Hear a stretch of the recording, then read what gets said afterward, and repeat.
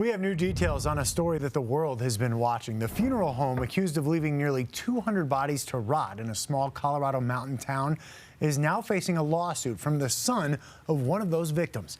Richard Law says his father was supposed to be cremated 3 years ago by the Return to Nature funeral home in Penrose. And now believes that his father's ashes and death certificate were falsified. He was even charged extra so the funeral home could safely handle his father's body because he died from COVID-19. Alan Janae has been following this story from the start. So, Alan, what can you tell us about this lawsuit?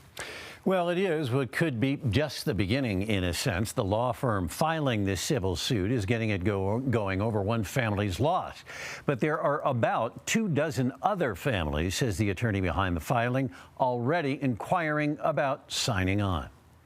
They are pictures families can hold on to of people in life captured in moments to be cherished, like the images of Mary Simon's husband, Daryl. I feel like I can start moving forward in the grieving process. He died in August. Authorities have now told her the remains she got were not his.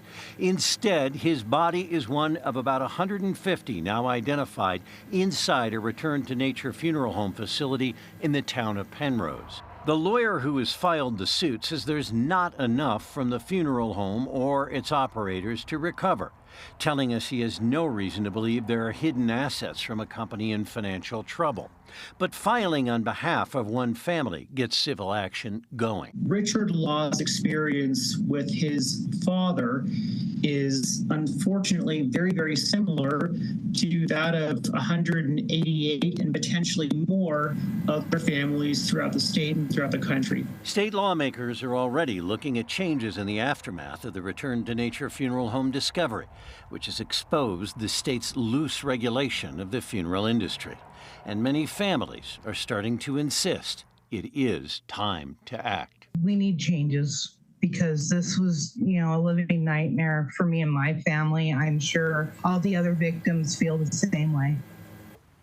Now, this opens another avenue of legal trouble for John and Carrie Halford, the operators of the Return to Nature funeral home. There are both state and federal criminal investigations going on right now, but as of right now, those two remain free and uncharged with any crime as of yet.